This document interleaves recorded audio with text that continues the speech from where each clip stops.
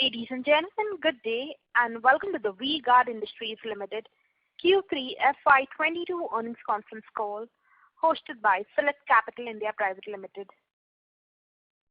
As a reminder, all participant lines will be in the listen-only mode, and there will be an opportunity for you to ask questions after the presentation concludes.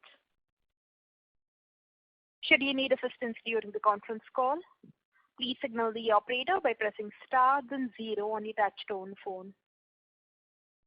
Please note that this conference is being recorded. I now hand the conference over to Mr. Keshav Bharadia from PhillipCapital India Private Limited.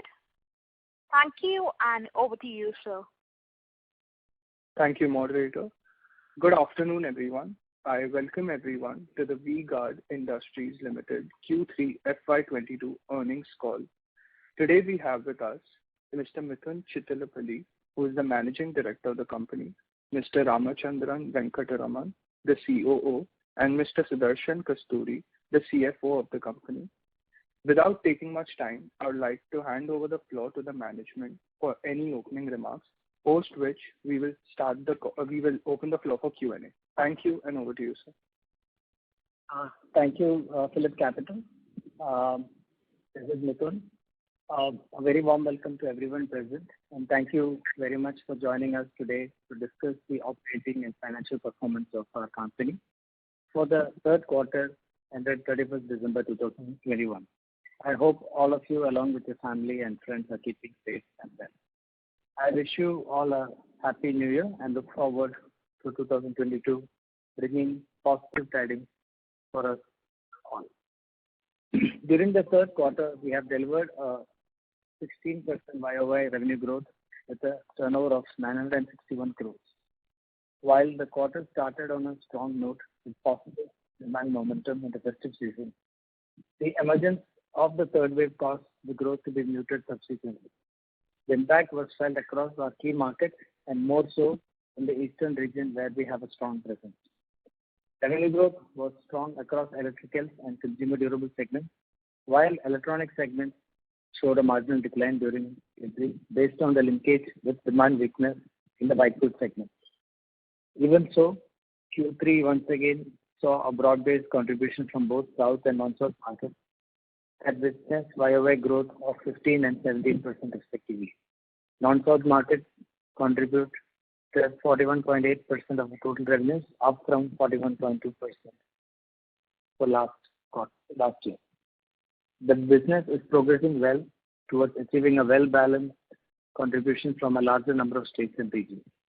The electrical segment registered a growth of 18.7%, while consumer durable segment grew by 28.1% YOY. In our electronic segment, there was a small decline in revenues on a YOY basis, as the underlying demand for white goods remained weaker than expectations. The third quarter also saw the continuing impact of commodity price inflation on margins. While we have taken several pricing actions to offset this to a large extent, some more pricing increases are required in the coming months to restore margins to normative levels. The A&P expenses were at 1.8% of revenues compared with 0.9% of revenues in the year-ago period. Factory-related costs have risen with the start of manufacturing facilities in Roorkee and Sikkim. Here, I would like to point out that the expansion in in-house manufacturing, with the expansion of in-house manufacturing, there's a shift from the traded goods line item to the other expenses line item. That is one of the key reasons for the reported increases in other expenses. EBITDA margins saw a decline to 8.8% in Q3 FY22. Going forward, we expect margins to be driven by volume growth for the pricing actions in categories which have lagged behind. During the quarter, we have made further investments to the extent of 19.13 crore to our subsidiary, VCPL, or V-Guard Consumer Products Limited, taking the total investment in the subsidiary to 44.63 crore. The first manufacturing project undertaken by VCPL is currently under implementation, and some other projects are in the pipeline as well. These projects will reduce our reliance on imports and OEM sourcing within India, and we expect to deliver greater efficiencies over a period of time. We have operated with increased working capital this year, maintain higher levels of inventory to offset any supply side disruption. Lower than expected demand towards the end of the quarter also resulted in rising inventory days. We will revert to normative inventory levels in the next few months, resulting in strong cash flow from the business. Going forward, with the government's continued focus on investing in progressive initiatives, we see the country progressing consistently, leading to secular demand growth in all our categories, especially for quality, innovation, and service-driven products. V-Guard is well positioned to benefit from these trends. With that, I would like to conclude my opening comments, and I would like to thank you once again for your participation and would like to hand over the floor to the moderator for Q&A. Thank you. Thank you. Thank you. Ladies and gentlemen, we will now begin with the question and answer session. Anyone wishing to ask a question may please press star and 1 on your touchtone telephone. If you wish to remove yourself from the question queue, you may press star and 2. Participants are requested to use handsets while asking a question. Ladies and gentlemen, we will wait for a moment while the question queue assembles.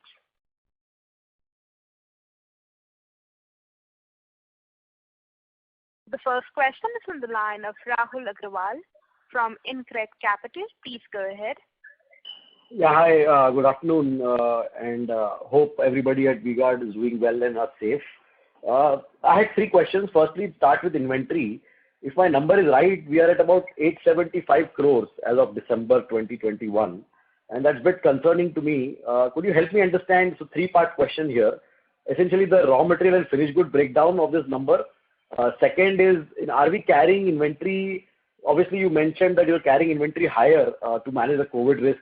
But is there any inventory aging risk here, we should be aware of in terms of any write-offs or, which products essentially are carrying higher than normal inventory? And the third part of this question is essentially, should we go back to the 600-650 crore levels by March 22, assuming everything else is normal and things stabilize and, there is no write-off and there is nothing else happening and we are back to normalcy? That's my first question.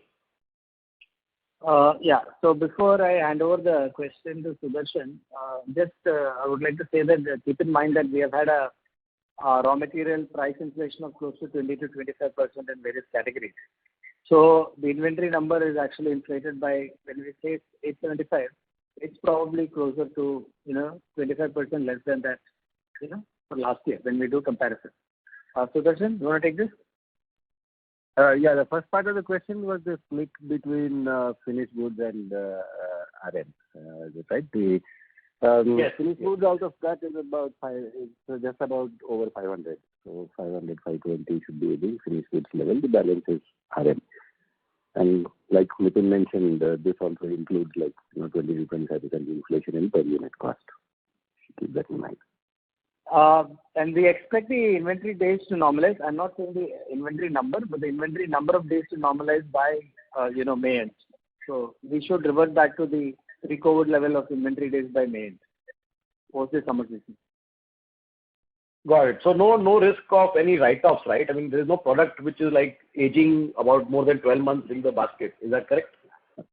No. There's no such risk. Yeah. I think these are all fresh inventory. There's not any, inventory glut or anything. This is a planned increase. And there was an unplanned, reduction in sales than what we expected, especially in the month of December, especially second half of December. So I think we should come back to normative levels. It will take us some time because some of these, products have long lead time. We also have taken, some raw material strategic call to procure some raw materials additionally, especially for look at electronic products like stabilizers, inverters, and all that. So that's also there, particular inventory, which all should get normalized by the month of May. Perfect. Got it. My second question was, we are moving to a very important season for electronic segment, right, in the next 6 months. Your thoughts on any demand outlook for ACs and TV stabilizers? What should we expect after, 2 washed out summers we saw, last 2 years due to COVID? So your thoughts, please. Yeah. Ram, you want to take this?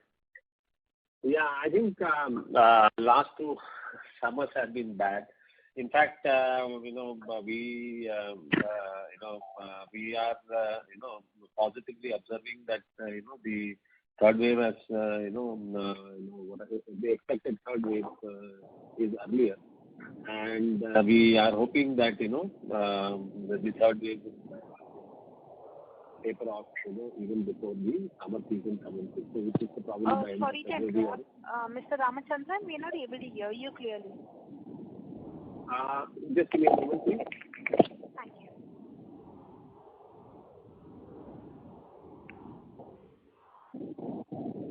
you. Is this better? Slightly better. Please proceed. Okay, just give me a minute. I'm just removing my headset and let me talk into the phone. Yeah, thank you. No, I'm just saying that we are encouraged. We are hopeful that the demand recovery will be strong, and we are encouraged that the third wave has moved forward to December, Jan, as opposed to Feb, March that we were worried. So we are hopeful. I think at this point in time, I think our guess is as good as anybody. But I think primarily, a lot of the sale of these categories is through large organized retail, and which in each wave is getting impacted as walk-ins reduce to these places, right, because of restrictions in various parts of the country. So having said that, I think also wave 3 restrictions and movement of shoppers into the marketplace has been lower compared to wave 2 and wave 1. So I think I would say that we are hopeful and positive, and we are looking forward to the summer season with expectation. Got it. And lastly, on the durable segment margins, on the EBIT side, so it's down to 3% versus almost 7% normalized level. My sense is, please correct me if I'm wrong, that there's some price hikes which are yet to be taken. There's been new product launches which will take time to be profitable. And third is obviously you've seen higher marketing spends in third quarter due festivals. When do we see this going back to normalcy? I mean, have raw materials stopped, prices stopped going up? Mithun, can I answer this? Yeah. Sure. Yeah. So I think basically, if you see, right, this is related to price transmission. So if you look at us, right, we have if you look at this year versus last year, we translated about 16% increase overall on the portfolio, and maybe about 11 to 12% minus of wire. The wire which has a higher copper content had a higher price increase, right? So I think the pricing transmission is one of the key variables, and relatively speaking, the impact of the input cost increase has been more stronger in the segment than in the electronic segment. So I think that's really the factor. Also, most of the contributors to this are seasonal. So for example, even the kitchen, which is more round the year, I think compared to, let us say, the water heater or a fan, which is more the sellout is in a more narrow period. I think in kitchen, I think the margins are more or less close to normal margins. But if you look at water heater, fan, right, this is where the transition will really happen in the season. So I think as we exit as we enter the season and as we exit the season, I think we should start to see more price corrections and probably more normalized pricing as we exit the season. So that's what we are hoping here. In some of these categories, we are not market leaders, and so we will also be looking at how the other competitors in the market are priced. So I think fundamentally there is no problem structurally in any of the consumer durable categories from a what I would say a pricing or positioning standpoint. It's a price transmission issue. Perfect, sir. Got it. All the best for future quarters. Thank you so much. I'll come back to the queue. Thank you. Ladies and gentlemen, in order to ensure that the management is able to address questions from all participants in this conference, we request you to limit your questions to 2 per participant only. The next question is on the line of Bhavin Bislani from SBI Mutual Fund. Please go ahead. Yeah. Thank you for the opportunity. So during the quarter, there was this acquisition of Simon announced. Could you take us through the thought process, the reason for acquisition? What are you actually thinking in terms of a longer term with this asset? And additionally, are you also looking to increase? I mean, are there any further categories that you're looking to acquire? That's question one. The second question is, last year you commenced factories for water heaters and fans. Could you take us through the performance of these categories, and what do you see outlook for these categories for V-Guard in the next 2 to 3 years? These are my two questions. Okay. Regarding Simon, Ram, you want to take this? Yeah. So,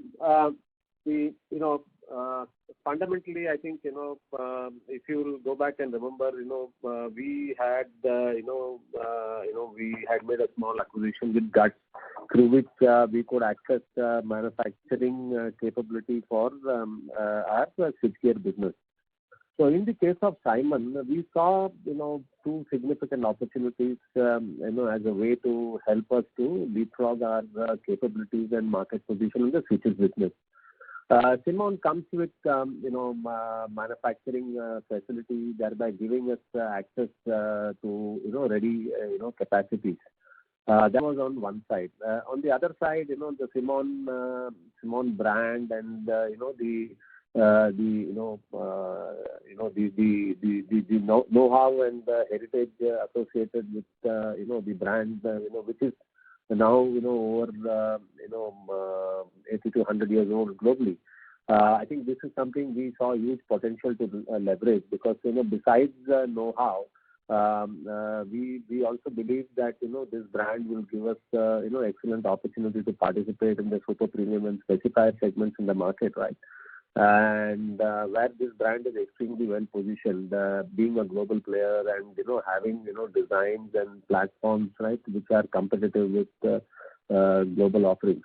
So I think this is fundamentally the opportunity that we saw in Simon, and Simon and V-Guard will coexist in the market as two separate range of switches and help us to address the broader switches opportunity.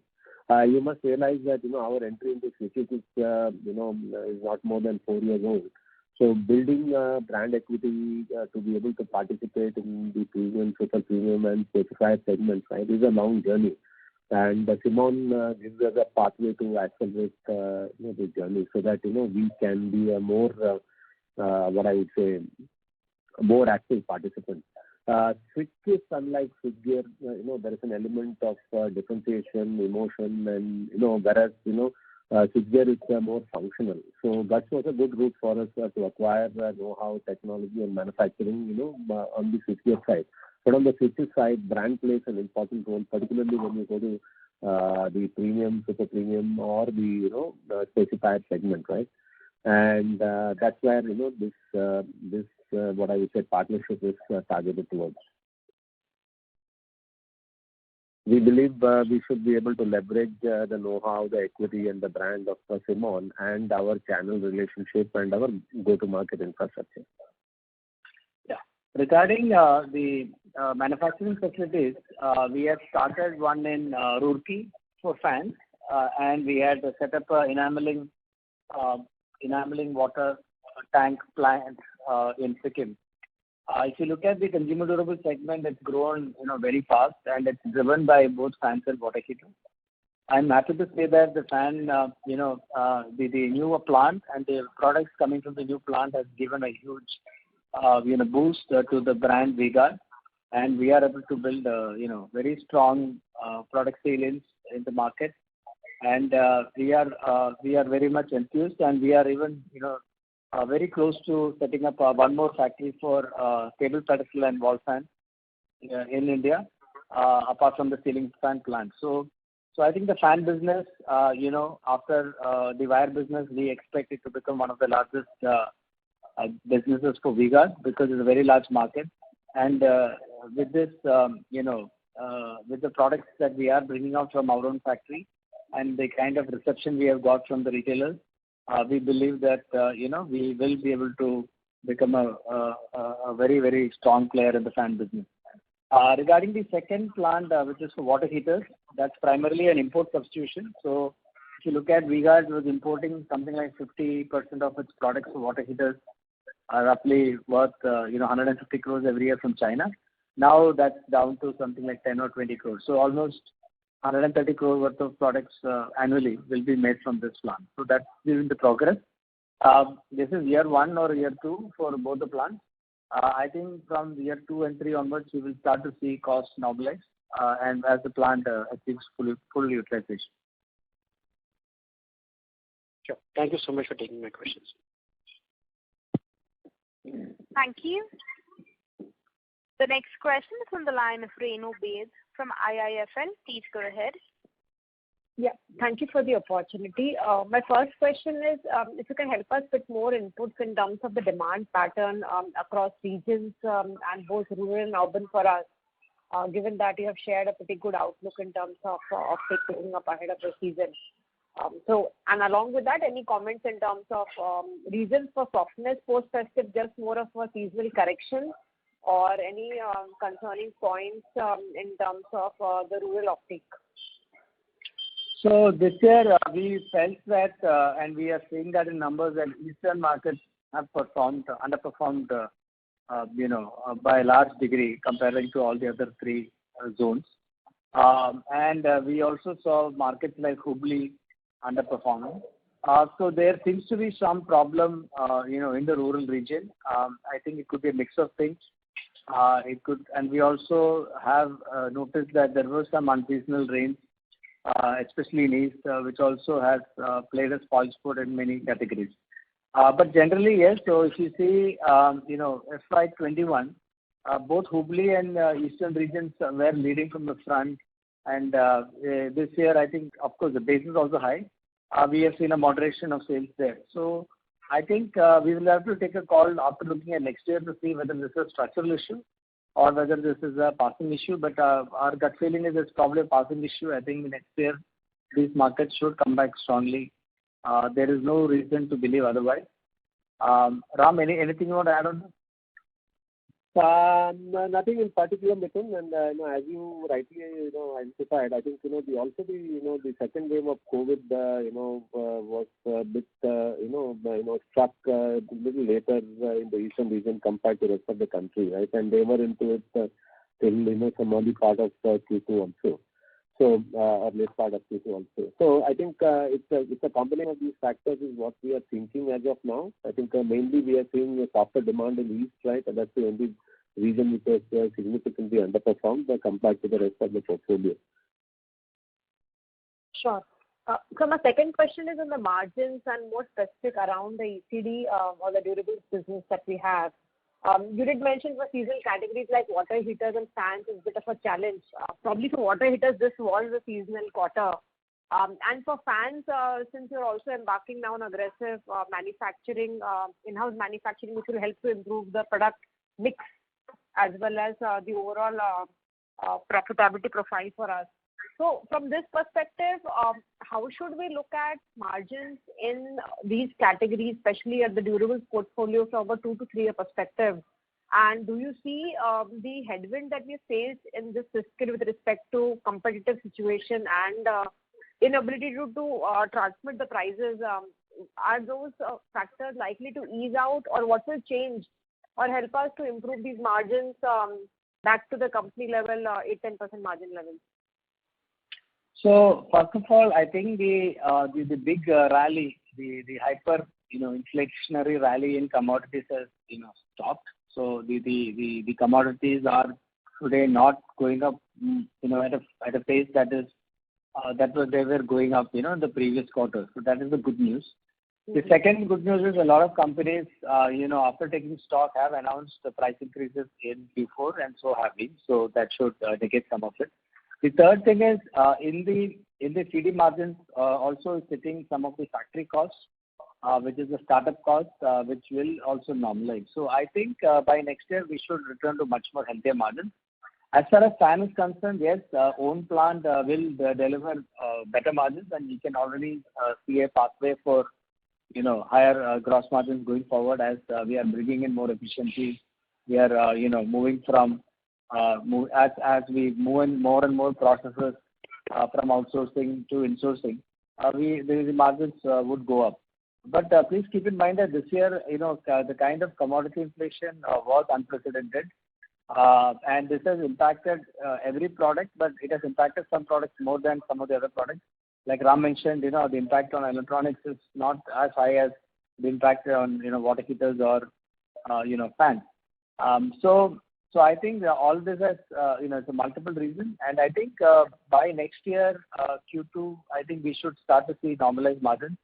Is my belief, and I am hoping for fans, maybe as early as Q1 of next year we should see normalized margins, because if the summer season is good, I think every company will fast track pricing transmission to the market. And what is normalized margin? One more line. If I may just add one more line, right? So if you see the first wave of price revisions have been conveyed to the market, and as these products were getting into the summer season, right? The challenge has happened to the second wave of increases, right? And as these products have been outside season. So as Nitin said, as we get into season, right, that's the best time to land these price changes, because otherwise, mainly, we are trying to, correct prices when there is already inventory in the trade. Get it. And just a small thing here, then, when you mentioned margins in fans are likely to be back to at the normalized levels. What would those normalized margin levels be? So our gross margins in fans are about 25% pre-inflation. It has dropped to close to 20%, and it should come back to 25-26%. That is our belief. Got it. Thanks much, and all the best. Thank you. The next question is from the line of Charanjit Singh from DSP Mutual Fund. Please go ahead. Hello. Hi, Mithun. Charanjit here. Can you hear me? Hello. Yes. Please go ahead. Yes. Please go ahead. So, one thing which I wanted to understand was especially on the pumps as a category. How is that market evolving? We have, heard from some of the other players that the market has seen, significant weakness, and the challenging environment continues. If you can touch upon how the pumps market has been for V-Guard and how do you are expecting going forward? That's my first question. So for us, the pump business has not been that bad. I think primarily because our exposure to agricultural pump is not very high. Our agricultural pump sales is practically negligible. Most of our demand for pumps comes from residential pumps like pressure boosting pumps and submersible pumps and pumps that are used for residential purposes. So our impact on pumps has not been that bad. In fact, pump has done a reasonable growth. If you look at if you look at Q2 and Q3, I don't have the exact pump sales numbers with me, but pump has done well for us. It has not been very big. It's probably to do with the fact that we don't have exposure to the agricultural pump segment, which has been impacted, is what we have heard. Okay. The other question is on the ad spending. What we are seeing is that a lot of other competitors have seen a significant bump up in the ad spending. If you can touch upon the ad spending for this quarter and going forward, how do we see the ad spending on a full year basis on the next year? What level, absolute level, what you would like to maintain it at? Yeah, our A&P spends were about 2.5 to 3%. And last year it was only 1%. So we would like to take it back to 2.5 to 3%. But for that we have to have more healthier transmission of pricing into the market. And I think once that happens, we will restart ad spending to the pre-COVID level. I think in the next 1 or 2 quarters that should happen. Okay. So next year 2.5 to 3% level, that will be the ad spending what we'll be expecting on a full year basis. Yes. And while you have talked about price hikes and you also touched about this point that the full absorption has not happened. So if you can just touch upon the total quantum of price hike which you would have taken across product categories in the 9 months, and in terms of absorption, how much it would have got easily absorbed, or what would be the gap in terms of the absorption of the price hikes? Okay, Sudarshan? Price growth across 9 months has a blended average across all categories would be about 12%, excluding wire. That's an average. And so this has been fully absorbed, or in terms of the absorption by the channel or by the market? No, what has actually passed on is 12. Okay. So this 12% has been fully absorbed, you are saying, by the market. Yes, this is what we have. This is not the announcement, but this is the actual. This is the actual realization. Realization, yeah. Okay. So just if I may squeeze one more question in terms of our premium versus value mix. Over the last couple of years, we have seen that the value categories across product segments have seen hyper competition, and we have focused more on premiumization across categories. So will you be able to touch upon the mix in terms of what we have in terms of premium versus value right now? And in this environment where price hikes are happening across product categories, so not having higher value exposure, is it going to impact us in the future? So how is that mix right now? No, I think if you look at us, we have always had products wherever we are mature. So for example, stabilizers, wires, pumps, and water heaters. Wherever our category is more than 20 years old, we have product segments across different segments, right from the premium all the way to standard. It is in newer categories like fans, and probably the newer categories and kitchen appliances where we had more, products in the value segment, and that's where we are building up the premium portfolio. And just like we mentioned earlier, the one of the reasons we set up our own factories is to ensure that we have, we are able to manufacture products that are appealing to a segment of customers which are expecting a certain, fit finish, and features from their product, which may not be possible by working with outside vendors.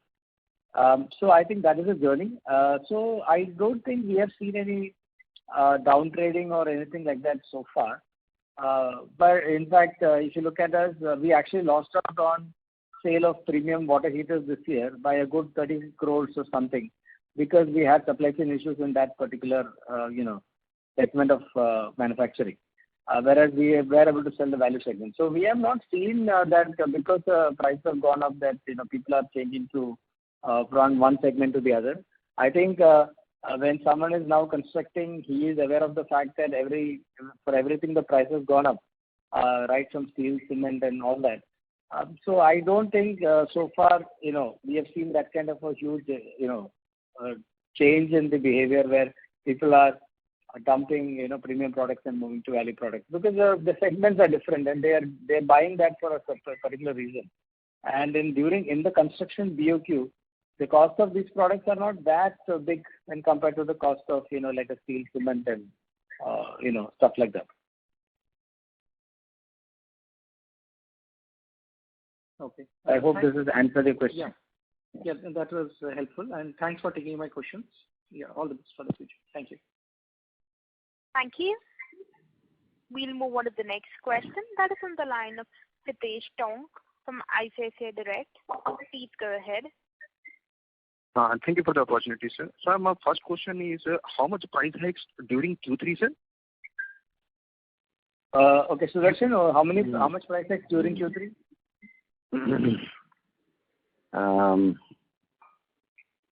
Q3 should be around between Q2 and Q3, right? So it should be around 3%, I guess. Only Q3. Only Q3, right? Yeah. Mm-hmm. Yeah, 3%. Yeah, 3%. Okay. And sir, my next question is pertains to our recent acquisition of Simon Electric. Sir, what is the revenue potential of this company at peak utilization? Yeah, Ram. I think the company capacity, right, is flexible. Yeah. By that, what I mean is, it should be able to scale up the capacity further to what is existing today. So I think right now, it should support about 120 to 150 crores of revenue. Okay, great. Sir, my last question pertains to the tax. Okay. Sir, my last question pertains to our tax rate. Sir, are we getting, our tax rate has been, was higher, for the period, despite opening of a new plant. So are we getting the benefit, or will it flow from the next quarter onwards? Sudarshan? Okay, our tax rate is higher because we have not yet opted to go for the new tax regime, and that is on the basis that some of our plants at Sikkim have a tax holiday. Okay. The ETR is currently higher because the profit output from those plants has been lower than expected. The newer plants do not have tax holiday, by the way. Okay, this is the tax holiday only applies to the Sikkim units.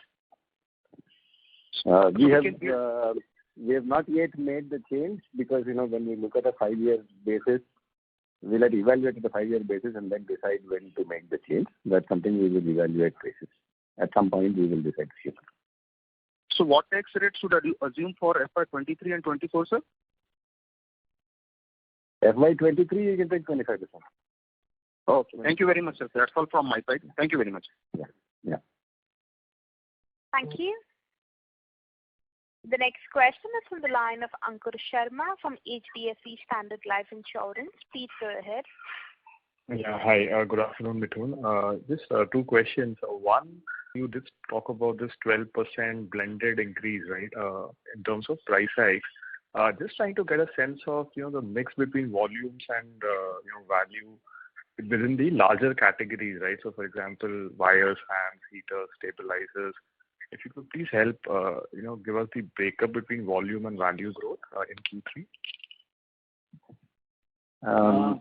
We don't give out category-specific numbers, but YTD basis, 9-month growth of 31%, which is wires plus LV category.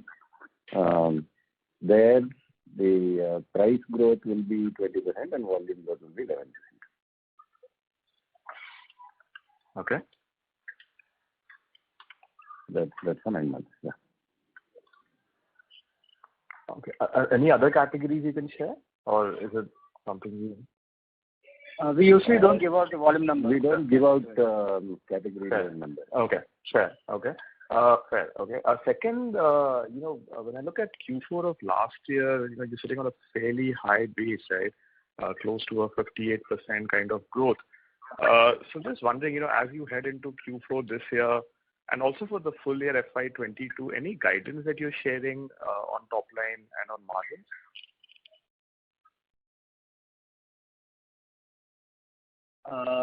So I think it's very tough for us to give guidance. But when you look at Q4, please look at last 3 years, not only last year, because last year there was a high growth because FY20 we had a decline in revenues. Mm-hmm. Because March there was a lockdown in FY20. Sure. The FY20 base was very low. So FY21 growth looked higher. So you can look at last 3 years and put a CAGR of reasonable CAGR, and that's what we're looking at. So. Okay. All right. Thanks. All the best. Thank you. The next question is from the line of Achal from JM Financial. Please go ahead. Yeah, good evening. Thank you for the opportunity. My question was, you mentioned that the other expenses shot up because of the commissioning of the new plant. Is it fair to say that the sales from these plants are yet to be affected, and hence, while the gross margins are lower because you sold out of the existing inventories, the benefit of the gross margins on the new production is yet to be reflected in the gross margins, and hence this quarter's EBITDA margin is disproportionately impacted because of that? Okay, so let me just give a couple of lines before I pass this on to Sudarshan. So just what happens when you start a plant is, let us assume that a plant requires 800 or 600 people to run the plant. We will employ, 400 people, but in the beginning. But the output we get is probably, going to be very patchy because of a lot of rejection and stuff like that. So basically, as a percentage of sales, the employee costs in that plant, whether it's outsourced labor or, a lot of it is outsourced also, that is coming in this other expenses. So as a plant matures and we start, driving efficiencies, these costs as a percentage of sales from that plant will, progressively come down. So that's what, Sudarshan had alluded to in terms of, and even in my opening remarks. Sudarshan, you want to? Yeah. I'll just add one point. Yes, so that is a factor. In the initial year, the conversion cost of the factory will be slightly higher, so it has had some impact on the margins. So that is one factor. Also the bigger movement, if you look at that particular line, there is a big movement. That's because when we start operating our own factory-related costs go into that other expenses line item. Okay. Earlier, when it was a traded goods, it was going off the top. There is a purchase of traded goods which goes before the gross margin calculation. That expense line has shifted. That's why so basically, in that line becomes big. So what happens is, in this case, the gross margin will look slightly higher than what it is, and the other expenses also will look a little higher than what it is. That's right. Right. In other words, the cost inflation-led gross margin contraction is much higher than what you can see in the numbers. Is that fair? It's higher than what you see in the numbers. For instance, if you take 9 months to 9 months, the gross margin drop is only showing 20 basis, 0.2%. Okay. But if you add the factory element on this, the real drop is like something like 2%. Okay. That's helpful, sir. And, specifically, I wanted to check in the previous Concalls, you had indicated, the competitive intensity in the home market was actually pretty high.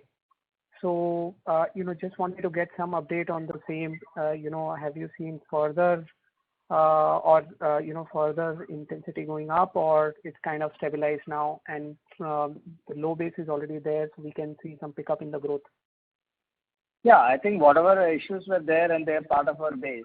And if you look at us, we have grown very strongly this year in consumer durable, and that's where we had a lot of competitive intensity in the past. And then we'll continue to grow because we have taken some actions. It can be own manufacturing, it can be new product introduction, and we are taking back those losses. Got it. And just one question, if I may ask, sir, in terms of the capex for FY22 and 23, if you could comment on that. Sudarshan, capex. Yeah, it's just as we had commented earlier also. I expect it to be around 70 crores per year. Understood. Thank you so much. I'll come back in the Yeah.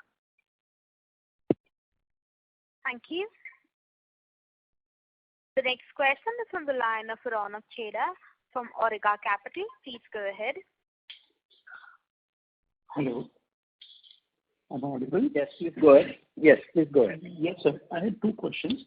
The first question was, given the power situation in the country which is improving, how do you see the long-term growth rates for products segments like stabilizer and UPS from a 5 to 7 year view? So I think this year, if you look at us and look at the electronic numbers, and especially for stabilizers in that, it is primarily tracking the trend in the white goods segment. 50 to 55% of the sale of stabilizers come from the air conditioner segment in value terms, and air conditioner segment has been hammered, especially room AC segment has been hammered in the last 2 years. I think so. We should have a very positive growth happening in the next couple of years. Before COVID, this segment was growing at about 7 to 8% annually, and we expect it to come back to that growth. In fact, today, if you look at it, it's a decline over the last 2 years. Inverter segment also, of course, it was growing at about 10 to 15% pre-COVID, and I think again here also it's a summer-driven product. What we are seeing is that yes, the sales in cities are probably coming down because power cuts are less, but the markets in rural areas are expanding, and as new and new villages get electrified, we will see demand for these products because they will not have the kind of quality of power that like uninterrupted power that they should be getting. So So far, we are not seeing a threat, in terms of, a steep decline in the market for these products. And sir, and my second question is on your in-house manufacturing. Do you see, are these in-house manufacturing ROC accretive for the business in the long term when it's steady state manufacturing output? Yes. So any manufacturing investments we have done, there is usually a 4 to 5 year payback period, and we have not invested in any manufacturing where the payback period is higher than that. So definitely it is ROC accretive. But I'll tell you a more important issue is that we need to have control the supply chain as much as possible, because only then we will be able to play in certain segments of the market. So you can't play in the premium segment by depending on some vendor sitting somewhere. Because they are not going to be able to make those investments. And we have seen this with our fan business. We have seen this with water heater business. So I think that's the way to go. Thank you so much, sir. These are my questions. Thank you. The next question is from the line of Rakesh Roy from Insect Securities and Finance Limited. Please go ahead. Hi, sir. So my first question regarding, sir, any market share gain in any product during the quarter, Q3? We don't like to comment on this, but we don't want to comment on market share gain. It's sensitive, yeah. But yes, you can look at our consumer durable numbers and you'll find that we are growing faster than many products. So yes, obviously we made some gains. Okay, sir. Can you share the market share for fan or water heater we have currently?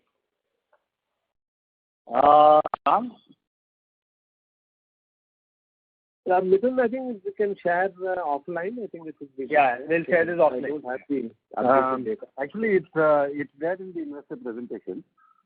We've given our market size and our estimated market share. Okay, sir. So my last question, sir. Any plan to add new product in CD business in near future? I think, as and when required, we will evaluate, and we will announce. We again don't want to talk about product launches before it happens. Okay, sir.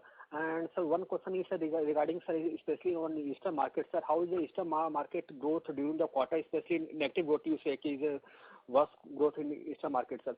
In which area you see more decline, especially in Eastern market?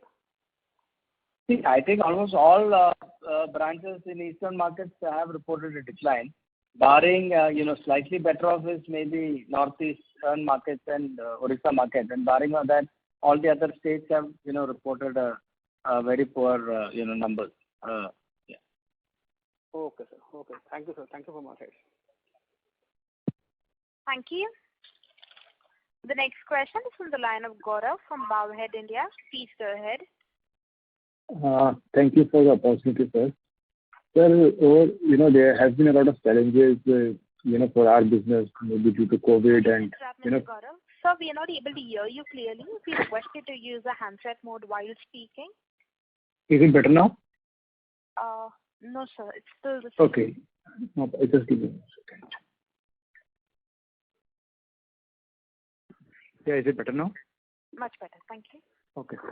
So, yeah, sorry for the disturbance, sir. So, there have been a lot of problems in terms of COVID and, which is why we couldn't get much of a sales in our electronic segment. And then internally, we have been doing a lot of initiatives like, doing our own manufacturing, expanding to non-South markets, etc., etc. So, sir, over a long term, let's say for FY24, do you have any sort of a target in terms of your revenue? Like currently you do 900,000 crore kind of a quarterly turnover. So on the revenue side as well as on the margins, which is currently, in the single digits, high single digits. So do you have any target for FY24 or FY25 when things normalize, when your initiatives, start giving you benefits? So if you could just give some idea how, we should track these numbers for your company. So obviously we have internally a target for all this, and I'm not at liberty to talk about it publicly. But all I can say is that we have always maintained that we would like to grow at a 15% CAGR in terms of revenues, and that's what we would like to do. Of course, this year we've had a huge hyperinflation, so probably it's not right for me to expect that we will grow at 15% over and above 20-25% or 20% of cost growth. But I think next year onwards we should get back onto that 15% journey. So that's roughly like we will probably grow 2 times the GDP growth is what we can expect in terms of revenue. And in terms of margins, yes, we were at about 10% and we wanted to slowly improve the gross EBITDA margin. And that's also something that was on our radar. And I think own manufacturing, a better product mix will definitely go a long way in doing that. Okay. Thanks, sir. And just one follow-up. When you say 15% CAGR, so the base we should take, is around 3,700 crore as a current base because, Q1 for our company as well as for the entire corporate was, not comparable. So 3,700 crore base is a right base to track that 15% CAGR performance? Yes, but it's again going to be difficult because, a lot of these things that were supposed to happen in Q1 also happened later in Q2. So I think it's a little, more or less, it's probably correct. Yeah. Okay, sir. Thank you so much for your help. Thank you. Thank you. The next question is from the line of Lakshmi Narayan from ICICI Prudential AMC. Please go ahead. Yeah, good evening. I just want to understand out of your business plans which you outlined at the start of the year, how the year has progressed. Which segments have positively surprised you in terms of your internal targets and what has actually gone on the other side, and what do you attribute that for? So I think no company is anywhere close to achieving anything what they set out to do, at the beginning of the year. Because, revenue-wise, yes, we are okay, but volume-wise, we are not okay because revenue growth has been strong because there's been inflation. But because of that, some, demand moderation also could have happened. So I think we have done well in electricals, better than what we have set out to do in the beginning of the year in terms of revenues and margins. Whereas in terms of electronics and consumer durables has done well on revenues but not on margins. So it's a mixed bag. Right. I was asking from more, new product introductions and in terms of customer acceptance, etc. Right? Anything which has actually. Okay. So I think if you look at us, the new products that have surprised us positively, the switches business, modular switches business is doing extremely well. It is growing very healthy. It is highly profitable, even at a small revenue of 40-50 crores annually in the current year. If you look at water purifier, which we are only selling through Amazon and Flipkart, only online partners, it's again doing extremely well, highly profitable. I mean, not highly profitable, but I'm saying highly gross margin profitable. But I think very strong reviews, and we are doing extremely well with just 2 platforms. So I think these are some of the things that have positively surprised us, and we are eager to have more products launched as that means only online going forward. Got it. And I also saw that you have launched kitchen appliances, example gas stoves, etc. Right? How complementary is your channel, and how do you overcome it? Because you are predominantly an electrical appliance firm, and the something related to kitchen appliances may not overlap with that. Success has been, and which markets you actually launched? Because I picked up one in Kerala. So kitchen appliances are only today sold primarily in South and then commerce platforms. In the South, it's doing reasonably well. Yes, we have both a mix of electrical as well as white good, retailers. Whereas white good retailers are, forming part of the kitchen appliances sales system. Electrical retailers are not. But we also have an opportunity to sell them on e-commerce, which we are doing. And there is good acceptance. And, we consider, at least for us, water purification is also part of kitchen appliances for us, so in the same basket. So if you look at us this year, we will do close to 150 crores worth of kitchen appliances with close to about 5% odd EBITDA margin. and that's not bad. This is essentially in the gas stoves, right? Or you include water purifiers also? This is all the kitchen appliances put together.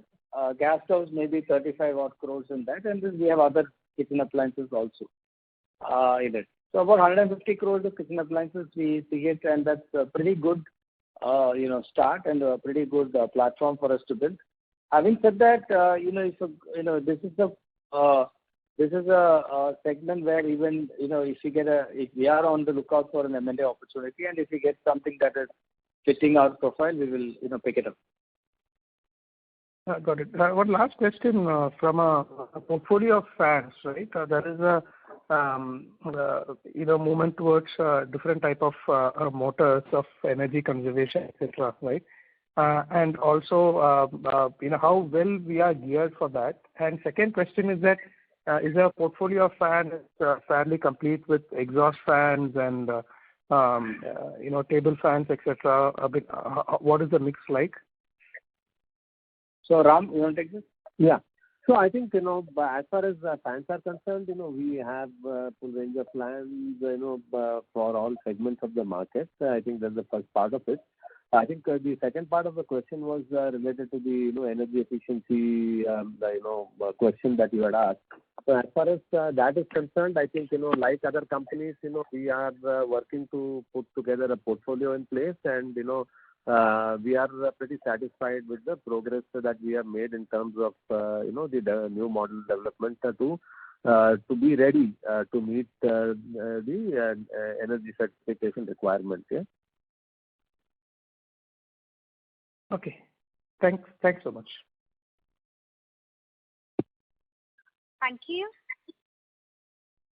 The next question is from the line of Aksh Vora from Praj Financial. Please go ahead.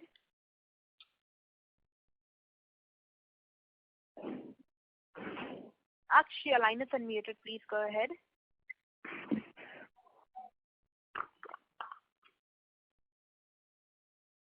Aksh Vora, are you able to hear us?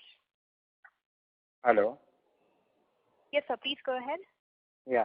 Sir, just wanted to know from growth perspective, our last 5 years CAGR has been growing at 7%. So what would be our growth perspective from medium to long-term perspective?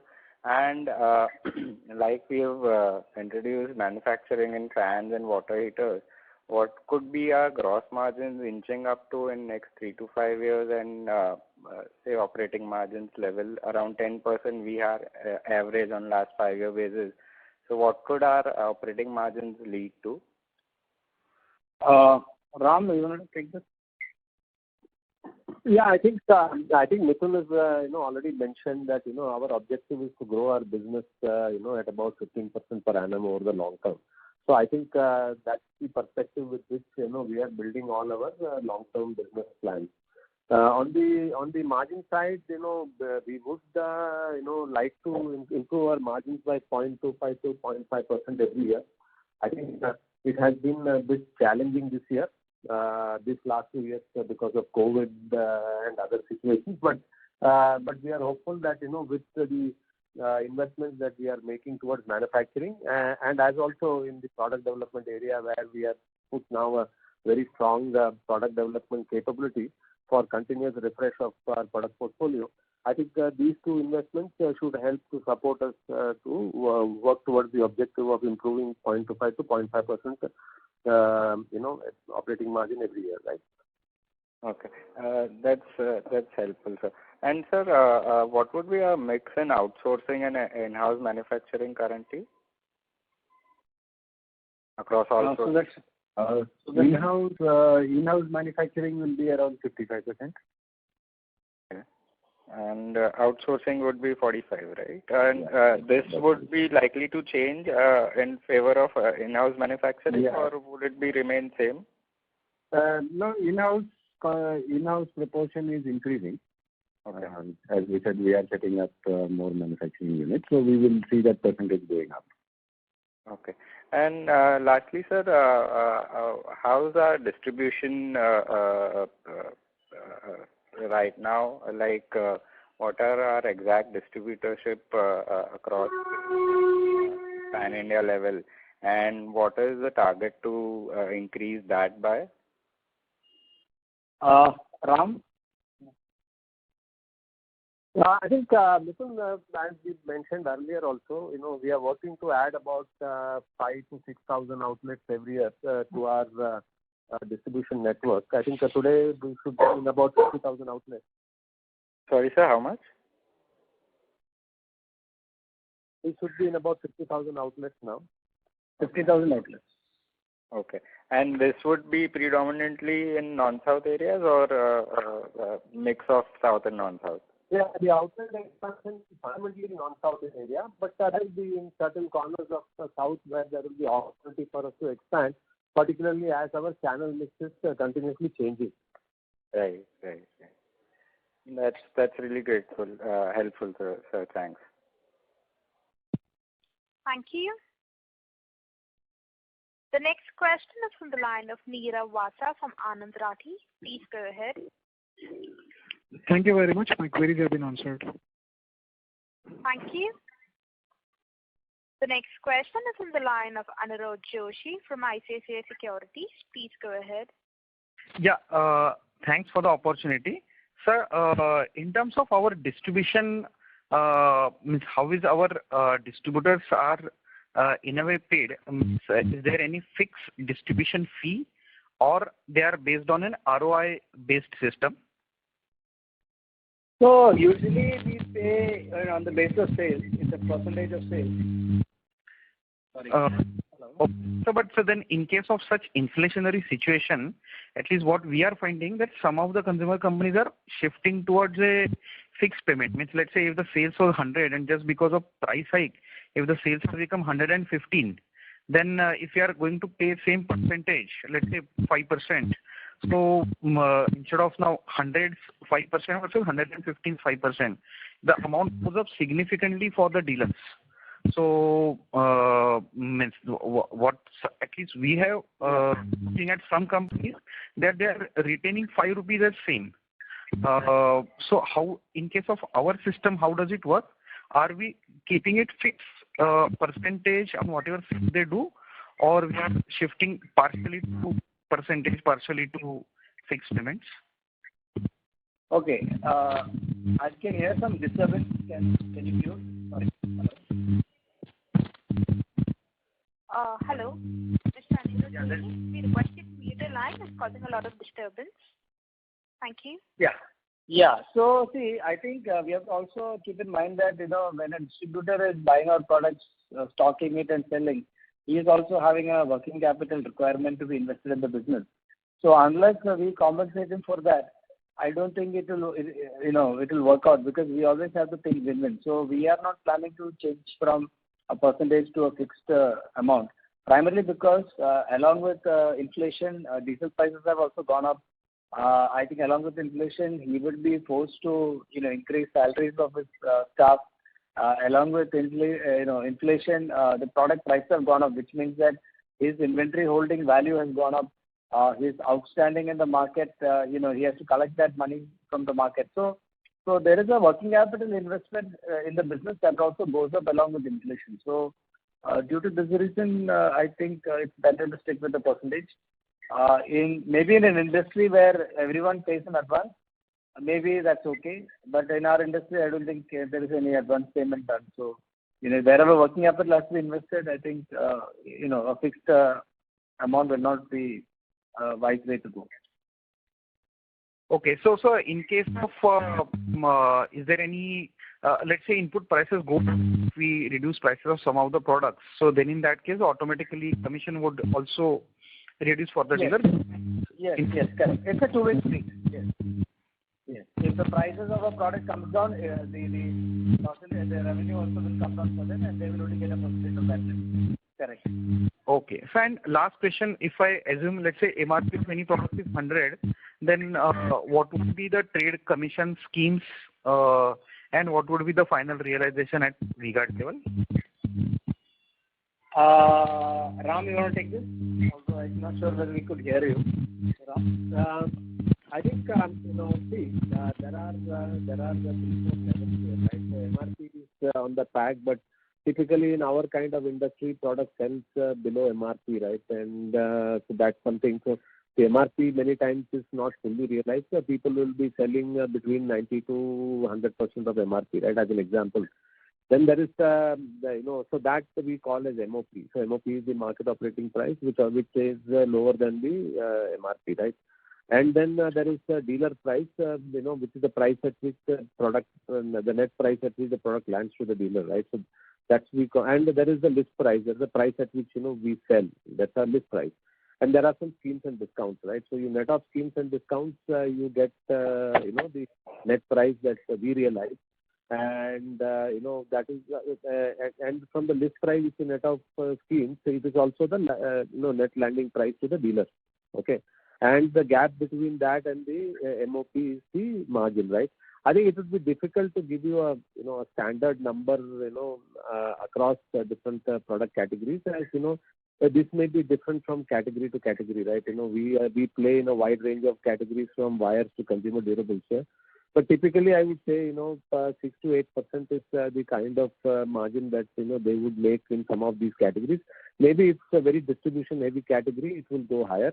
And if it is like a category like wire or something like that, it can even go down to 2% and 3%, right? So it depends from category to category, and the extent of involvement of the trade partner in distribution, the length of credit that he is giving in the market. So it's difficult to answer that with a single answer, right?